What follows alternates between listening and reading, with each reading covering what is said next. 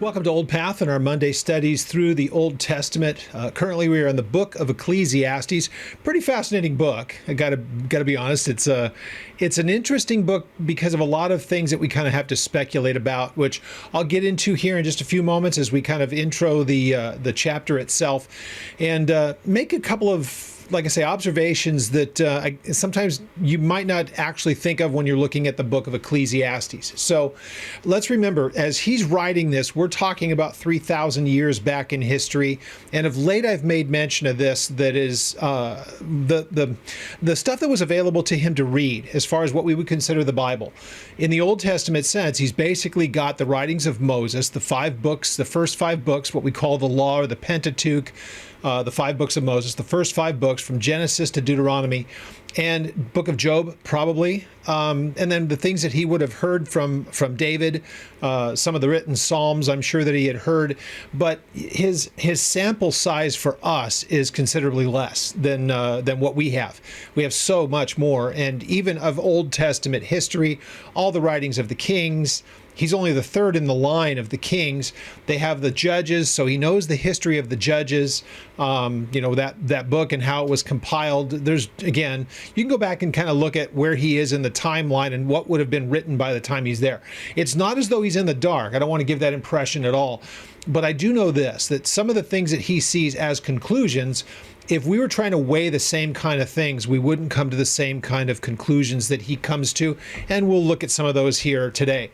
Again, there's a couple of different ways that he makes observations as he sees it, and he could mean one thing or another, and we'll look at a couple of those examples that it could mean this or it could mean that, and you could make the biblical case from other sources for the argument that he might be making. So again, just there's so many times that we go through this. It was this way kind of with Proverbs. It's even that way sometimes with the Psalms. You don't know the entire thought process behind what brought them to this point. And the more that I get into it this time through in the book of Ecclesiastes, it's been a lot of years since I was here last, it would give the impression that much of what we read in the Proverbs probably are information that you would see as he was working through these same kind of things, trying to figure it all out. I'm not of the opinion that he just at the end of his life or close to the end of his life or close to the end of something much later in his years, all of a sudden decided to take it upon himself. I'm kind of more of the impression that this was kind of on the latter part of his ministry or of his being the king. After the initial things was where he first started to really kind of look at this, because let's remember his onboard belief in things and the wisdom and the knowledge and the things that God had gifted him with were with him from the very beginning of his kingship. But we know that it still ultimately led to folly of all the wives and all those things, and he just made a mess of so much. More than likely, that would be a very good possible starting point for when did he decide to going through all of this stuff. Oftentimes failure will kind of make you look inwardly and think, what's going on? What's caused all this? And then you start to ask a bunch of questions. That would seem to be a very good starting point potentially. And I don't know this for a fact, but when you've got a lot of stuff going on and you've made a lot of mistakes, you start maybe asking yourself some questions, because you can see there's a lot of frustration in this man. He sees things as being really empty and almost futile and irresistible. And we get a lot of that stuff in this chapter here. So we'll get into that very, very soon. Very quickly, as we end this, I want to share with you something that is a passage that I've looked at a number of times before and quoted it, teaching through it, of course. But from the book of 2 Samuel, there is a really interesting occasion where David is having to deal with the Philistines. And in our modern times, there may be things that God has done in our lives, and we're faced with a particular thing, and we seek him and we ask, Lord, what should I do? And we wait upon either something, a confirmation in the word, or you counsel with someone, and God makes known what he would have you to do. And, you follow what you think is really kind of his will, and it works out well in this kind of an occasion. And so you would think, if I'm faced with that again, since this is what God did before, obviously he's going to do the same thing again. And that is never a good idea for us to just say, well, he's done this before, he'll do it this way again. There is a really perfect example of this in the book of 2 Samuel, and we'll look at that at the end, about how often and how diligently should we, before we make a major decision or an important decision, how much should we know that for sure what we're doing as best as we can determine this is what God would have me to do? And so I want to look at that because there's a great example of it here, and there's a secondary example I'll just give you briefly. We won't have to go to the text, but I think this is a very, very important question for people to answer here as believers, and without reading too much into things and getting into all kinds of weird mystical ways of determining God's will, which that's dangerous as well. And so we'll get to that at the end of this. I want to finish with that as we conclude the Bible study today, to take a look at that, because I think it's something that every believer ought to have a good grasp on. One other very quick note, we have our trip to Israel. Amazing that we are just next month. I'll start getting putting together the meeting with the whole group and start going through things to be thinking about for traveling and the plans, and we're going to be getting airline tickets issued to us here in a bit. So if you're kind of on the fence, and I know I've said this for weeks, we really need you to say, I want to go, I want the information, I'd like to send it to you, and make sure that you've got a place secured. We're going to need to start really, it's been so long since we first put this trip together with all of what happened on October the 7th in 23. It's been a kind of we're going to go when we can, when the window's open and we don't have a problem and it's safe to travel. We've been waiting for that for so long, and now it's finally here. So if you're interested in going, we would love to have you come with us. It is, again, a once-in-a-lifetime kind of a place, and it absolutely, for the believer, there are maybe a lot of places that you can go on earth. You might have a bucket list of places to see, and I've traveled my share a little bit in this world, not as much on the biblical tours like the footsteps of Paul and places like that, but there is, simply put, in all the places I've been, there is nothing for the believer, the Bible believer. There is nothing like the going to Israel and seeing the places that you read about in the text in live, living color. You're stepping in the exact same places where these people that we know, where they stood. And many of these places, you know exactly where they were standing when these events took place. And we visit those places. So if you can do it, move heaven and earth to see it. It is nothing like I can possibly describe, no matter how hard I try. You have to see it with your own eyes. Now, back to Ecclesiastes. We'll take a look at some observation things here. We'll pray, and then we'll actually look at the text itself. Any questions that we have on any of these Bible study things, whether it's the apologetic things at the end, the Bible study things that we're doing here, basic questions even outside of the particular text that we might be in, or if it's on the Israel trip, whatever, you can contact us through the email that is found through our website, which is oldpaththeology.net. And again, if you're not a subscriber on YouTube, go ahead and subscribe to it, and you'll be able to know when we put out content, which we're always doing, putting out content of these apologetic topics and the Bible studies, 2 studies a week plus the apologetic stuff. So enough for the commercial. Let's turn to chapter 9 in the book of Ecclesiastes. And when I looking through this again, how much exposure do you suppose that Solomon would have had to the world around him? Because he makes these statements about under the sun and the sons of men and those kind of things that he talks about, which is his observation of the foreseeable world that's around him. But again, for a monarch as he is, Solomon, how much travel do you actually do? How much do you interact with people who have no belief in the same God as you do? Or is most of your time spent around other people, whether they're walking rightly before God or not at the time? Still, you're among the children of Israel. You're part of the tribes. In this case, he's from the tribe of Judah. So he's a king over Jerusalem, which is in Judah. And so his interaction as the king of a people, you would figure that most of his interaction, I would assume, is probably with people that are of those tribes. Now, you would have foreigners that would be there. He had foreign wives. We know there would be other kings and people from outside of the children of Israel interacting with him. But again, think about as far as how we get information and the things that we actually know is mostly very secular. And so aside from our time that we spend with our brothers and sisters at church, listening to Bible studies, things like that, your interaction on a day-to-day basis is probably not with people that are as committed to the Lord as you are personally. And if you're hearing me on this and you're studying through this with me, and you're going through it chapter and chapter, I'm assuming that you're dedicated to do it, because it's studying all the way through the Bible is a pretty rare thing, and people don't do it very often.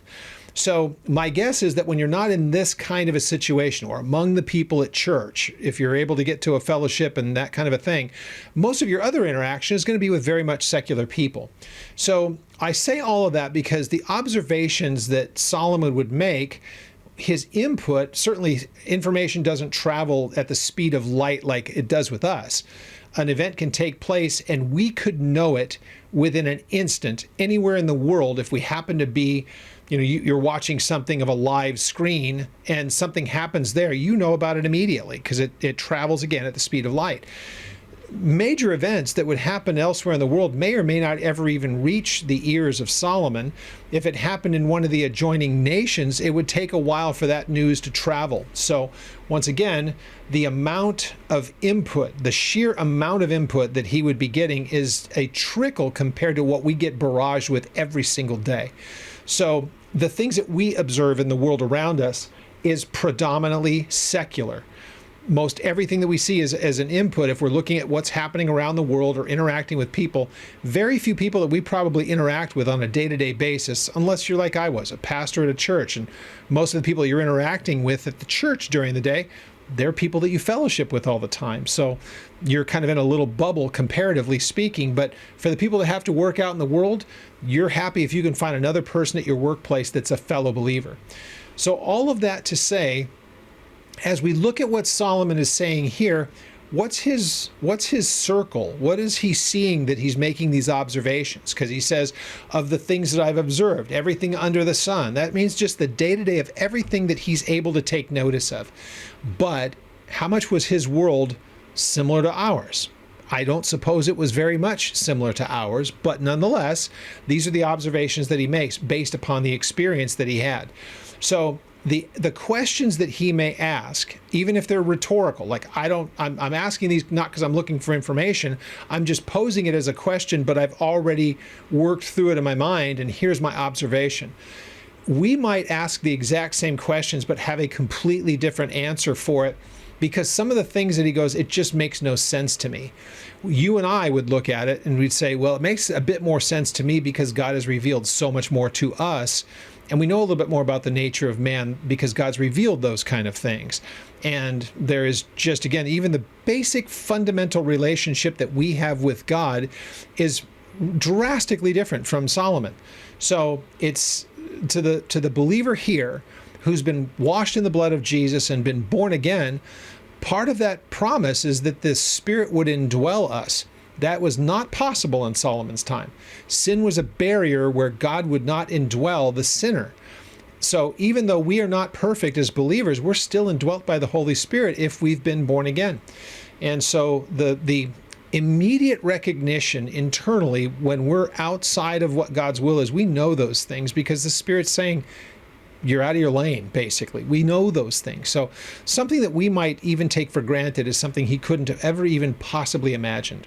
So it was hinted at much later through the prophets, but the idea of an internal relationship of God to his creation, it had to be foreign to him, just the thought of that. So it's just, keep that in mind as we go through this, as we go through Proverbs and the things like this, and Ecclesiastes, obviously Proverbs, even the things that David would have kind of summarized or surmised in his mind in the book of Psalms.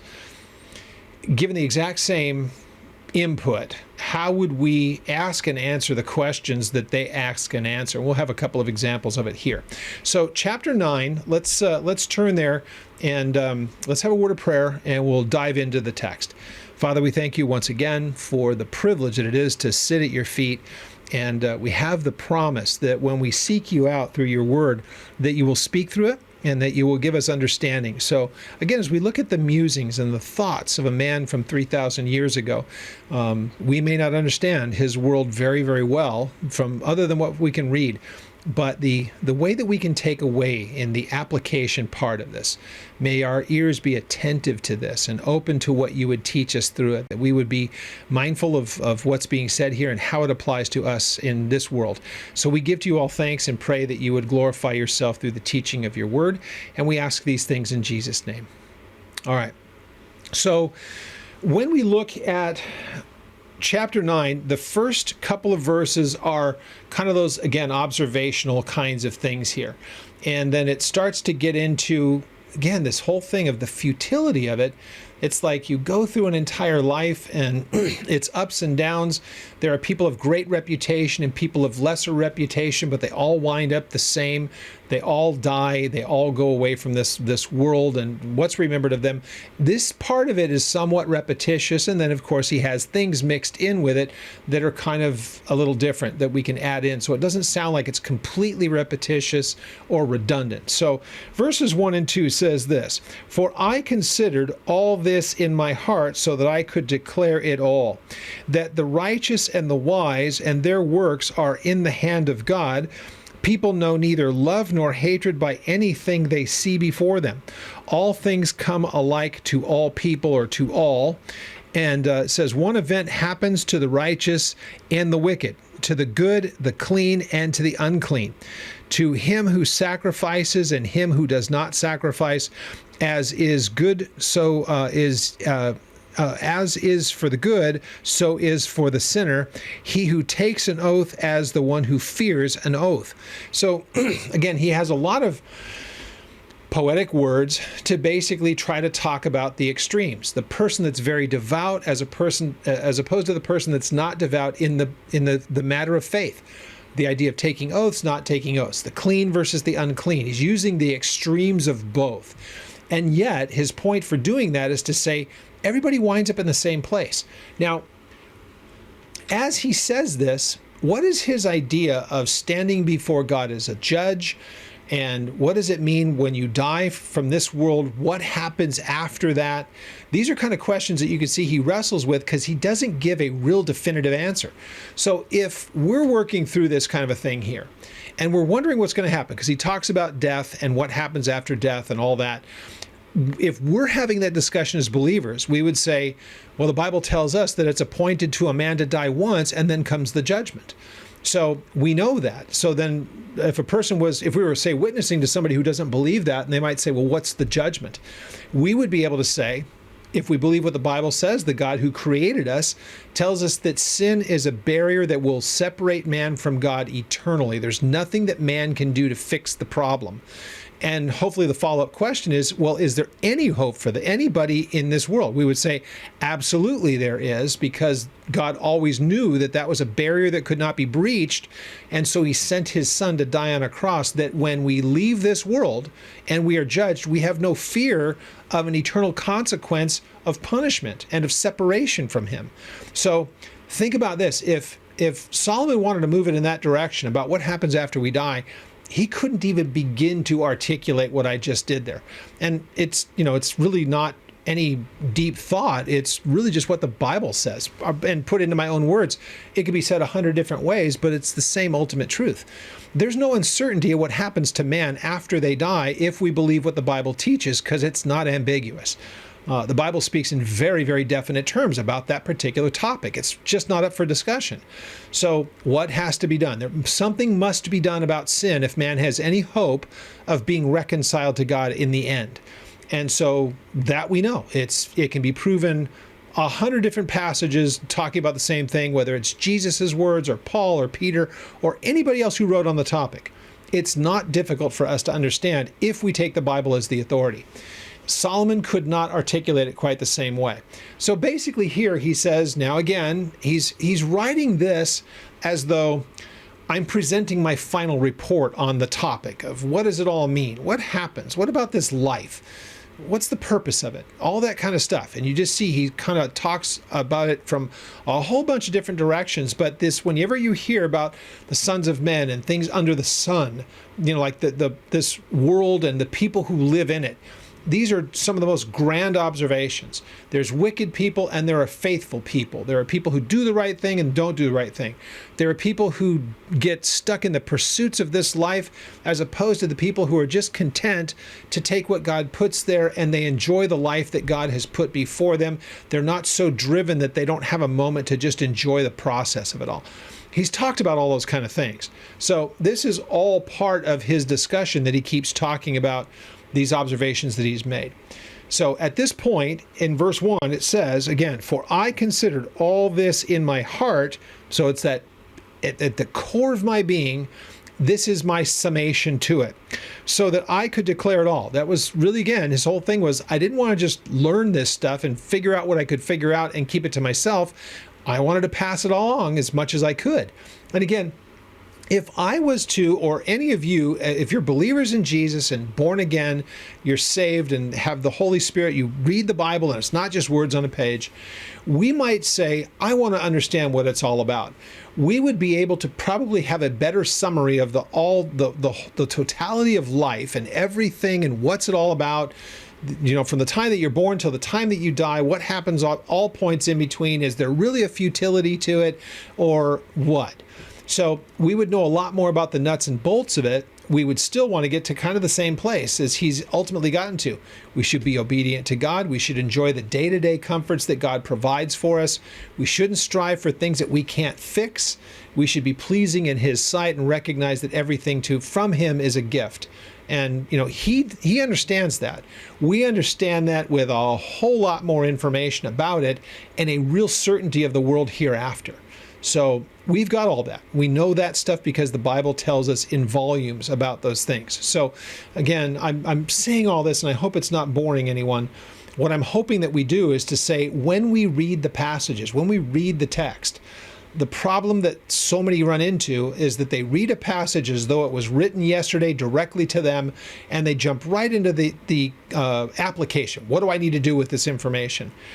I just think it's really something that we want to look at and say, God, thank you that I live in the time that I do, because I see him grasping and really kind of wrestling with things that are really kind of easy to be known for us. It's not that he doesn't understand. He just has nowhere near the information that we do. So it's very, very good for us, before we get to the place of saying, what does this mean to me? Know about the author, know about the times. Why would he ask the kind of question that we would probably not ask? And again, if we did ask the exact same question, we would probably have a different way of looking at it. So why does he see so much futility in life? Hey, it's a fallen creation. 21st century believer is going to say, yeah, there's a lot of futility. There's bad people that extort other people and they do evil to one another because it's kind of in their nature. We're in a fallen creation. That stuff's going to happen until the Lord returns and he sets up a kingdom that's ruled in righteousness. Solomon, if you'd have said that to him, he would go, I have no idea what you're talking about. Sounds great, but how does that work? Operationally, he wouldn't have the slightest idea. To us, it's second nature. So he says this, I wanted to understand it so I could declare it, that the righteous and the wise, their works are in the hand of God. So everything that they do is known to him. He sees it, he knows it, he understands it. To them, it's hidden. You might look at a person and whatever they present outwardly is not necessarily what's going on inwardly. You just don't know. God does. So he says this, people know neither love nor hatred by anything that they see before them. So of course, we can know by looking inwardly what love and hatred is. So that's not unknown to us. But if you're observing somebody, at a distance or even close to you, and you don't really know what's going on in their minds. Again, we can put up facades and all that stuff. The person might be really wonderful. We hear these news stories all the time. Or we maybe even encountered people who claim to be believers and they said all the right things, did all the right things until they didn't. And they turned out to be a completely different person than you ever thought that they were. They were putting up a facade for a while, but then it finally came down and they really revealed who they were. So you can see where he says this, now all things come alike to all. So he's talking about these people that you don't really know what they're all about, but here you know this. There are good and bad, and he's using all of these extremes. One event happens to the righteous and the wicked, and that's ultimately death. He's going to talk about that. You're here for a finite amount of time. How many ever years you have in these bodies, only known to God, and he knows that the moment of your last breath, he knows when that will be. He's the only one who knows that. But yet it awaits everybody, from the most wicked human that you've ever seen or heard about to the person that's the most devout, righteous person that you would aspire to be like them. All points in between, we all wind up at the same time. This is a temporal existence that we have, and no one gets out alive. Now, there is one interesting caveat, which we would say, if there are people who are alive when the Lord returns, we won't see physical death. That's an interesting thing. So Paul says it, we shall not all die, but we will be changed in a moment and in the twinkling of an eye. There's going to be some group of people in all of human history that's going to apply to. They will be like any day, just like this. They wake up in the morning and they go on with their day, and sometime during that day, they're brought to him, and it's going to be a worldwide, universal kind of a thing. Believers will be gathered to him. The rest are going to have to start to deal with the judgment that comes. We call it the rapture of the church. I place the rapture of the church as literal. I also place it before the tribulation, before the 7 years. If you never heard my take on that, send me an email and I'll reference you, or you should know the passages probably where that's found. 1 Thessalonians 4. Starting at verse 13, so you can go back and look at our YouTubes on that. Also, there were some things that I had in Revelation chapter 6 when we got to the fifth seal, about why I don't believe that the tribulation begins halfway through, or about what they call the pre-wrath. I don't believe that that's workable based on the fifth seal. So you can go back and look at Revelation chapter 6 study on that too, and you can go back and check that out, or ask me questions on the email.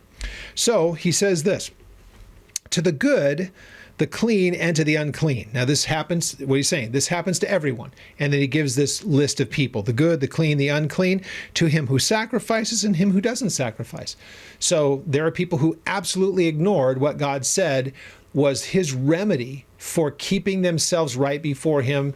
That the sad thing is, something very innocent was going to have to die for the very guilty.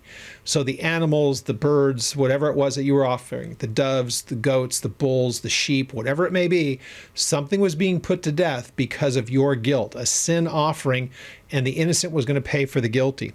So it says, and as is the good, so is the sinner. So not meaning in their actions, but what ends up ultimately happening to them.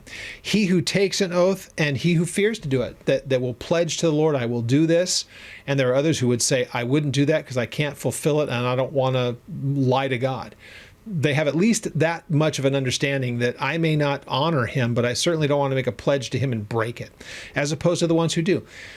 In that whole litany of things, they all wind up at the same place. Their lives only are there for a certain amount of time. Now, in verse 3, he says this, now this is an evil in all that is done under the sun, in all that he could see in the observable world around him. And again, his observable world, what he might see in the course of a year, we might see all of that stuff in a month, because everything comes to us at light speed. So I hope you understand what I mean. I think life was much more slowed down over the course of a year than ours, because information just flows so freely to us. So he says, this is an evil that I have seen done under the sun, that one thing happens to everyone. Truly, the heart of the sons of men are full of evil. Madness is in their hearts while they live, and after that they go to the dead. Now, there's an interesting thing here again. What exactly does he mean? Now, he talks about the madness elsewhere. I think it's back in chapter 3. And he said people will exhaust themselves to do all kinds of things, even to the point of almost crazed madness, in the pursuit of things, and never find any satisfaction in it. So he says, when it talks, truly the hearts of the sons of men are full of evil. Now, there's a kind of two ways that you could look at this. The question is, Is it the evil that happens to them because the world is a broken creation? So their hearts are filled with the stuff that just comes against them, the horrible things in the world. They're just consumed by it. It's an offense to them. It could also mean that their hearts are filled with all kinds of evil intent to do evil things. And you can find the case for both of those things. So there are some who would believe that he means, no, the individuals, their hearts are evil and that's expressed outwardly. Or these are the people who are just going through life and the evil things that this world does to its inhabitants happens to them. I would tend to think it's more the heart of the person that's being spoken of here that's actually evil. It's not what's done to them, but rather what they do. So that's what would lead them, again, because their evil intent, they will pursue whatever they do to the point of even madness, as he puts it. Madness is in their hearts while they live, and after that, they go to the dead. So they're here for a while, they pursue the things that they do, and they wind up in the same place as the righteous, which is death. Now, since he doesn't have anywhere near the kind of understanding of what happens after death that we do here, you can see why he leaves it at that point. We would probably, if we were trying to make this case to everybody on our observations, the people that do this are awaiting a judgment. And so they are separated from God, from their sin, because of their sin, and they found no remedy for it while they were alive. They await what's going to happen at the end of the millennium, when they are resurrected for the second time, for the first time, and they die a second time because there's no remedy for their sin. So we know that Solomon didn't. So he kind of stops it right here. It's over and that's it. And he doesn't realize that there's a reckoning that's coming later. I'm sure he knows that, but how it actually works, he doesn't go into the details because he doesn't have them. So it says, madness is in their hearts while they live, and after that they go to the dead. But for him who is joined to all the living, there is then hope, for a living dog is better than a dead lion. Interesting, because there are times where he says, it's better that a person's not even born than to have to deal with all this stuff. Well, it's not that he's contradicting. He's saying, but since you're alive, at least if you're alive, there's hope. And hope for what? Is it just the hopefulness of living another day? Because he's not talking about that the evil person could change their way, though he may imply that. So it's like, okay, so yeah, there's a futility in life, but at least if you're an evil person, there is still potential to turn. That's the only thing that seems to make any sense to him reasoning through this, that as he puts it at the end, it's better a living dog than a dead lion. So comparing a lion to a dog, one is majestic and regal and powerful and strong. A dog was just seen as being, dog was pejorative. If you called a person a dog, you got a kind of an idea. We think of them differently, most of us here. If you love dogs, it's a different thing. But he's trying to talk about the kind of the nobility of a lion that's just so often used. It's so majestic and regal and powerful and strong. And there's the ignoble dog that nobody cares about, that often strays. We get the picture. You can see why he'd make this case. So interestingly enough, his point is, would you rather be alive than dead? And again, for whatever pursuit it might be, he kind of boils that down here in just a moment. So he says in verse 5, actually 5 through 6, 5 and 6, it says this: for the living know that they will die, but the dead know nothing. Because once you're dead, there's no more thought process as he sees it. So we think about what Jesus said with the rich man and Lazarus. So the rich man was separated from God, had everything that the world could offer a man. Lazarus was the one who has just lived a horrible, difficult life, but was faithful to God. He was there with Abraham. And so this rich man said, let me go back and at least warn people about this place. So the rich man had nothing after death to show, in fact, only torment. The poor person had that awaiting Jesus to set him free with Abraham and the rest of the believers by that time. So interestingly enough, some people see that as a parable. It's not a parable, because he's usually a parable is just using a spiritual truth. He's using first names here, and he's given, this person Lazarus is mentioned. So he's trying not to use it as parable, but really direct personages, that there is a place where they would be gathered to Abraham, and it was a soothing place.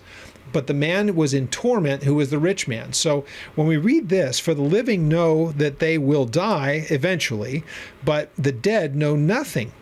Well, they do. So yeah, their life may cease here, but we know a lot more because of things that we've learned. So what did Solomon think would happen to the person when they died? Are they just kind of not conscious of things, awaiting something else? He doesn't understand those things. It's not told to him.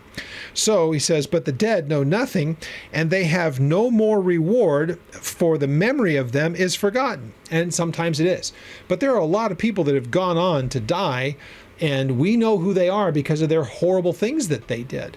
And sometimes for the good things that they did. So history does record a little bit more. I mean, think about all the people that we know in the scriptures that are thousands and thousands of years old, and God has preserved their story for us. So verse 6 says, also their love, their hatred, and their envy have now perished. Nevermore will they have a share in anything that is done under the sun. So they cannot participate in life anymore. The good, the bad, the hatred, the love, all that stuff, it ceases at the end of life. So in this, you'd said, this is an evil, this is a futility. It's everything that we might do to make ourselves known and to, kind of invest ourselves in this life is over when we die. This is kind of the same kind of basic belief that atheists have. You just die and there's nothing after this. You just cease to exist. Now, Solomon's kind of you can make the case that he's kind of saying that that's what the belief is. But then if you keep reading everything that he says, you know that he understands that there's a life hereafter because he acknowledges that there is a God. He just doesn't have nearly the information that we would have. So he's talking about just this temporary life. Once it's over, it's over. There's nothing left. So in verse 7, it says, so here's a summation. Go and eat bread with joy and drink your wine with a merry heart, for God has already accepted your works. Now, this is assuming, again, the things that we've seen in the unfavorable way is the person is not walking rightly before God. Here, the assumption is that we're talking to people who stand rightly before God. So since that's fine, God already knows your beginning, your end, all points in between, then have confidence and walk before him and enjoy what God has provided for you. He already knows the outcome of things. Let your garments always be white, and let your head lack no oil. And that is, again, the anointing that would take place, that recognition of the fellowship that men would have with God, the idea of a clean garment. These were, again, things that you would think of as rightly standing before God, clean, not soiled, and the idea of anointed with oil rather than that place of mourning and not having things in their right order. So he's using, again, idioms. He's using examples of right fellowship and wrong fellowship in the world that's around him at the time. This wouldn't look like it to us. So again, we would say, if this idea of the garments and the oil, we would probably articulate it a little bit differently about if you're right before God, let it show on your face, let it show on your countenance, not necessarily by the things that you wear, but by the things that you might say, by your outward conduct, the things that you do. So again, his time versus ours, but the point is, if you're walking rightly before God, wear it outwardly. Let people know about those things that, again, that's, to us, it's an open door to witness. And how many times we heard of the people that would have some kind of a horrible thing going on in their life, and they would come, though they will never want to hear you witness to them. They will say, will you throw up a prayer to the big guy for me? That kind of a thing. Because they know that there's something different about you. Now, usually they'll find that they're going to come and talk to you or express something or whatever when things are at their absolute worst. We've probably all had at least one of those occasions here or there where somebody does exactly that, recognizing that, would you please pray for this situation or that situation, but they never ask you for anything else, never want to hear what you have to say before that. That's fine. Take what God gives you in that and use it as a witness. So verse 9 says this, now live joyfully with the wife whom you love all the days of your vain life. That, in just this, your vain life is not meant as a put down. It means just this time of, life that is so temporary to him is kind of an empty thing. And there's really kind of an interesting irony in this as I read this. Live joyfully with, and it just says, the definite article is not here. It says the wife, but in some manuscripts it's not the wife. It would be live your life with a wife, and not just any. It's not just meaning of some kind of whatever your girlfriend may be. It has much more of an intimacy to it than that, because we're not supposed to just, hey, whatever is comfortable and whatever girl's around. That's not what he's saying either. But here's a guy who had a whole bunch of wives and concubines. So, it's too bad you're not following your own instruction here, because it is nice to have dedication to one person and one person only. 39 years coming up this September. Live joyfully with the wife whom you love all the days of your vain life, which he has given you under the sun. So it's recognition. It's God's not only provided the life that you have, but also the companion that you have, your wife. If he was saying this and it was women who are reading it, it would be husband. So it's not gender specific. He's just saying, as though this is being read by men, the wife. Have your direction turned towards her. It's that enjoyment that God has given to you as this companion, your spouse. All the days of your vanity, for your portion in life, for that is your portion in life. It means that's your heritage. That's what God has provided for you. And in the labor which you perform under the sun, whatever your hand finds to do, do it with your might, for there is no work or device or knowledge or wisdom in the grace where you are going. So that recognition that the first part of it really kind of helps you understand what he's saying. Whatever your hand finds, do, and do it with might. Put yourself into it. Pour yourself into what's there. Again, the recognition is God's provided it for you. So if you're going to put your hand to something, if you're going to engage in something, go to the fullest extent. Just don't do things half-heartedly. So this is like really commit yourself to it. And then he says in verse 11 and 12, I returned then, and I saw under the sun. So a little bit of a change of topic along the same lines. But again, it's like back to the idea of this is what I've come up with. This is what I see. The race is not to the swift, nor the battle to the strong, nor bread to the wise, nor riches of men to men of understanding, nor favor to men of skill, but time and chance happen to them all. So you may be the fastest, the biggest, the strongest, the richest, whatever else it may be, but things that could be the end of your life or calamity of unknown order, doesn't matter who you are by reputation or ability, it can happen to you like the person that's on the complete end of the spectrum. The weakest, the least strong, the least wise, those kind of things. It can happen to everybody, and it does eventually. So whatever you might be outwardly that presents you as being of reputation or whatever, that's only so good for so long. And ultimately, it's going to be something that anything can change at a moment's notice, which is what he talks, that chance and time and chance. So when it's going to happen and what it is, it can happen at any time. So whatever you might be right here, right now, you might not be that tomorrow. You might not even be alive tomorrow, though you think that you're absolutely this invincible force. Well, something can really change that in a heartbeat. That's his point.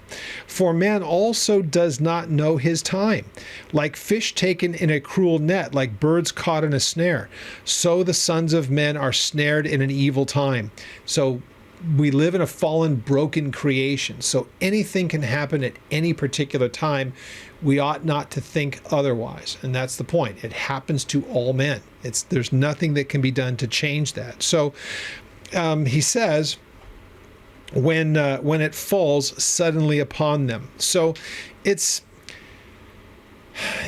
can sound fatalistic. It can sound like, well, gosh, I mean, this is just kind of depressing. If that's the case, again, it just means that we're probably, I guess he's maybe being very much expressive in his words, but we've probably said this type of thing in witnessing, or we've come to the same conclusion, is that one day everything is great and the next thing everything can change. So whatever you might be today and whatever you might have real confidence in, that can be taken from you in an instant. You have no guarantees of anything beyond here. So to the believer, here we could interject. We could say, I don't have a problem with anything that he just said there. It would lead us to the point of saying, so it's probably a good idea to take account of your life and what happens after you're done here. What's the next steps? What's going to happen when it's all said and done and you stand before God? Is that a fearful thing, or is it something to be welcomed? You know, how would you determine what the next steps are? So we would look at that and say, this would be a great way of, if you're reasoning through these things at the end of it, to say, therefore, are you prepared for what might happen tomorrow? It might take you by surprise, but it's not as though you're unprepared for it, because we're only here for a while. This has that kind of James chapter 4, we're here for a moment, life is a vapor, it's here for a moment, then it's gone. Proverbs talks about that too. So Solomon's already of that understanding, and he's really expressing it here in very much more poetic language. But it may sound fatalistic, but it's really not intended to be fatalistic. It's just being realistic, that we should really kind of recognize that we're only here for a finite amount of time. And the best thing is to say, while we're here, let's make use of everything that God puts before us. Let's enjoy our fellowship with one another and with our God, because tomorrow it may be gone. Now, to us, we would think, but if it's gone, for the believer, we go, yeah, and we move on to something way better than anything on our best day here. That we know. Now, again, Solomon may have that hope. He doesn't express it the same way as we do. With us, it's a certainty. And I just love the certainty of that if I die right now, I have no uncertainty of what happens hereafter if I believe what the Bible says. So I'm not perfect. I'm not a sinless man, but I've been forgiven. I've been I've been purged of my sin. It's not held to my account. Whenever there's failure, I come before the Lord and seek his restoration and forgiveness, but it doesn't disqualify me from heaven, and that's comforting. In the extreme, that's comforting. So, verse 13. Now, this wisdom I have also seen under the sun, and it seemed great to me. It's a grand thing. This is just amazing to him. And yet there's an irony in this as well. So he gives this, hypothetical. So he says this: there was a little city with few men in it, and a great king came against it, besieged it, and built great snares around it. Now there was also found in it a poor wise man, and he by wisdom delivered the city, yet no one remembered that same poor man. So in this hypothetical, there might be a great king with superior numbers and surrounds this tiny little city, and there is no hope for the inhabitants of that city. But he doesn't say what this wise man does. He doesn't say what he offers, but they're able to overcome this vast army. And yet just by the wisdom that was shown, they were able to overcome impossible odds. Now, again, it's a very, very general thing. This actually, a great example of where something like this happened was during the time of King Hezekiah. This was before the Babylonians. And this was when before they had come onto the scene, it was the Assyrians. And by this time, the Assyrians had wiped out the northern tribes, and they had come down, and they were conquering cities that were to the south of Jerusalem. Jerusalem was the ultimate prize. They come all the way up to the doorsteps. One of the generals, known as the Rebshakeh, is standing there, and he's talking about the king, Sennacherib, and he says, look, everybody, I'm paraphrasing, everybody that's ever said that they are going to stand against us, they have failed. Everybody who's ever trusted in their God, we've wiped them out. So don't let Hezekiah, don't let Isaiah tell you that your God's going to save you. You'll be like everybody else that we've wiped out. And if they had not besought the Lord with that, I believe that it very easily could have been wiped out as well. Instead, what they see are the threats, and they bring it before the Lord. The wise thing to do would be to say, Hezekiah and Isaiah, come before the Lord. Lord, you already know what these guys have said. However, they're challenges to you. We can't withstand them. But wisdom would dictate, if you believe that there's a God who fights the battles for his people like he promised, you would say, there's a dude right outside the door with a huge army, and here's what they're saying. And they say, don't put our confidence in you. There's no one that can save us. But they looked at the Lord and they said, but you can. And so we bring this before you and we ask for your help in this.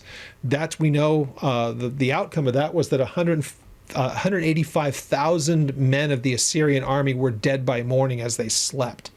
And they wake up to this. So God not only heard, he answered, and spectacularly so, to the point where Sennacherib went back and was killed in his own palace. So yeah, you taunt God the way that you taunt the other small g gods who aren't gods at all. You go ahead and play that game, and then you have God's people, rally at that point and come before God and said, what do we do? Well, stand back and watch. So I absolutely love that whole historical record of that entire thing. Hezekiah made failures after that time, big ones. But at that time, you would say flawlessly executed, wisdom at its finest, and God came through in ways that I think surprised even them. But it's just mind-blowing. So after he says this, about the poor man and all that stuff, and then here he kind of summarizes this. So then I said, when I thought about this, this is, I think it's hypothetical. I don't think that there was actually a great king and a lesser king. If that had happened, if the whole Hezekiah thing had happened and he was after the case, then you might say he might be looking at a historical thing, but there's not a historical precedent that I can think of in the Old Testament that would work. We see one happens in the future in very much the same manner, but you get it. So he says this. So here's the summation of this. Here's what we know to be true. Wisdom is better than strength. Nevertheless, the poor man's wisdom is despised. Until there's a problem, nobody wants to hear from the guy, because his wisdom is obviously, as if we're making assumptions, this wise man was also wise as far as God was concerned. People don't want to hear about it, but like they say, there's no atheists in a foxhole. So if there's a real problem going on, you might not like the person who's got godly wisdom. You don't listen to him when things are rolling the way you want to. But man, when it gets ugly, you're going to listen to what that guy has to say. So it says, nevertheless, the poor man's wisdom is despised at some point until, and it says, and his words are not heard. Words of the wise spoken quietly should be heard rather than the shout of the ruler of fools, obviously. So might is not the issue. Wisdom trumps all of it. And a man of godly wisdom especially, though people don't listen to him as they should at all times, they certainly, in this case, listened to him when it was necessary and it delivered them. Yet they don't want to hear from him when things are great. Everybody's fine. So again, that whole thing that people will cry out to God in their worst times and forget about him as soon as they get past it. It's a repeating thing. Wisdom is better than weapons of war, but one sinner destroys much good. So that idea that wisdom can overcome, but just the actions of a sinful person can do such incredible untold damage, and that's obviously the point that he's getting to at this. So really fascinating stuff. I mean, again, some of it seems quite cynical, but at the same time, what he's sharing there is pretty practical stuff. Really interesting. So we'll conclude chapter 9. We'll pick up at chapter 10. We've only got a little bit left to go until we're completed with the book of Ecclesiastes. We'll be moving on to the Song of Solomon afterwards, and I'll have plenty to say on that as we get into that one. We'll probably move through that one pretty quickly, and I'll explain why as we get to it. So what I want to do, this happened at church yesterday. And this passage came up. We're on Sunday mornings at the church that I attend here in Texas, going through the book of 2 Samuel right now. And we come to this part, and I'm familiar with this passage, and I've always loved it because it's a subtle thing. You might miss it. I'm going to read the whole thing, and we'll see if you catch it just in the observational things. I'll go back and highlight why I think it's so important. But the idea that, do we check in with God? What do we find out on and it really, let me make sure I'm careful with this. We should check in with him at all times. There's no question about that. We should be dedicated to him and always seeking him from the smallest to the greatest of things. But yet, those things of real monumental importance, things that could really change your life and things of real great importance, like what cereal should I eat this morning? Probably not a biggie like, what do I do about my job? What do I do about my home? What do I do about my health? What do I do about my relationship? What do I do about my, whatever the case may be? There's some big, big decisions that we will face from time to time. Those kind of things you certainly want to know. Lord, what would you have me to do? I don't want to take a step unless I know that it's what you want me to do. So in a case like that, David had that kind of a situation here. And the idea that we would want to say, I don't want to do anything unless I know for sure that you're with us and you would want us to do this. I don't want to rely on what you did the last time, because that might not necessarily be a great case. Before we read this, I had mentioned another passage. You can go and read it. It was early on when they were coming into the land of Israel, and you're reading the book of Joshua, and you'll see that they came to that town Ai. So God had done so many miraculous things. It was clear that he had brought them into the land. They had been successful with everything that they did. Their enemies are delivered into their hands, all that stuff. There's a guy named Achan who takes a plunder from one of the places that God had delivered into their hands, and he took their idols and put them in his tent. Joshua, before they went up against Ai, just said, what did the spies have to say? They basically said, man, we can take care of this thing. We don't even need to pack a lunch. It's no big deal. We'll go wipe them out. They get routed. And then Joshua's like, what happened? God didn't say it this way, but I think the point would have got across, he certainly could have, is like, you should have checked with me first. Did you know there's a guy named, found out it's Achan? He ripped off a bunch of idols, things that shouldn't even be among the people because there would be a value in them, but they're idolatrous things. He's got a bunch of them in his tent. And I wasn't going to go out before you because there is sin in the camp and that shouldn't be there. Now, if Joshua had said, hey, the spies, Lord, the spies said that Ai is no big deal. Are we supposed to go? Should we go? And God could have said, oh yeah, I'm going to deliver him into your hand, but you better deal with that Achan problem first. Because if you go and not do that, it's going to fall apart and you're going to see it. It didn't happen the way that it was supposed to. They found out after they had been defeated. So you get the point about we should check in with God before we do these things. Now listen to this. So verse 17 of 2 Samuel 5. Now, when the Philistines heard that they had anointed David the king over Israel, all the Philistines went up to search for David, and David heard of it and went down to the stronghold. The Philistines also went, and they deployed themselves in the valley of Rephaim. So David inquired of the Lord. Verse 19, he inquired of the Lord, saying, shall I go up against the Philistines? Will you deliver them into my hand? The Lord said to David, go up, for I will doubtless deliver the Philistines into your hand. So do I confront them face to face? Will you give me victory in this? Should I go out and meet them? God says, that's exactly what I want you to do. You're going to go out. I'm going to deliver them into your hands. You're going to rout them. So David went to Baal Perazim, and David defeated them there, and he said, the Lord has broken through my enemies before me like a breakthrough of water. Therefore, he called the place Baal Perazim, so that place of breakthrough. So it says in verse 21, and they left their images there, and David and his men carried them away. Verse 22, the Philistines went up once again and deployed themselves in the valley of Rephaim, a different time. Now, if you're David, Philistines are back, same exact place. Let's just go out, see them, we'll defeat them. David does this brilliant thing. Therefore, David inquired of the Lord, and he said, we're assuming David asked the same question.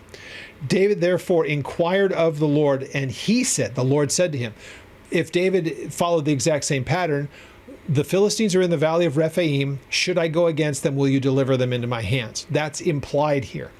Here's what God said. You shall not go up. Circle around behind them and come up upon them in front of the mulberry trees. And it shall be when you hear the sound of marching of the troops in the mulberry trees, then you shall advance quickly, for then the Lord will go out before you and strike the camp of the Philistines. And David did so as the Lord commanded him, and he drove back the Philistines from Geba as far as Gezer. So exactly the same exact thing. God has an absolutely different way of doing it. Now, here's the interesting thing, and why I think this is so important to us. Had David gone out, would it have been the same result as the first time?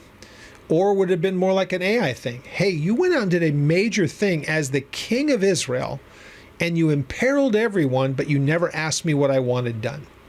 So I don't want you to just think it's the same way every time. I would much rather you come and ask me. And see, we read this and we think, boy, that's a good thing to remember. I should never forget this. To David, imagine him being the king. Man, I am glad that I asked.